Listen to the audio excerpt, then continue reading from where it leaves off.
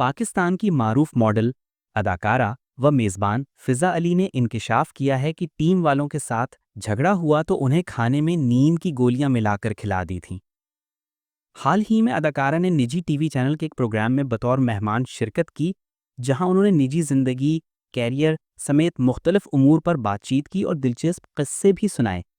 एक सवाल का जवाब देते हुए उन्होंने इंकिशाफ किया कि एक मर्तबा सेट पर टीम से झगड़ा हो गया था, तो पाए पकाए और उसमें गोलियां मिलाकर टीम वालों को खिला दी थीं।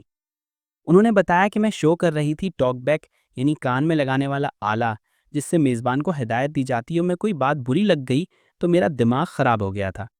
उन्होंने कहा कि मैं खाना अच्छा पकाती हूँ, तो सब लोग वैसे ही मुझ पर दबाव डाल रहे थे कि पाए पका कर लाओ, पाए पकाना सबसे मुश्किल होता है। मुझे इतना गुस्सा आया हुआ था, बदला लेना था, तो पूरी रात जाग कर पाए पकाए और घर में जो अद्वियात मिली, नींद की, दर्द की, खांसी की, वो सब और कुछ मज़ीद खरीद कर खाने में डाल दी।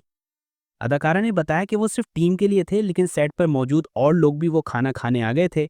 बाद में एहसास हुआ कि ये काफ़ी खतरनाक मजाक था।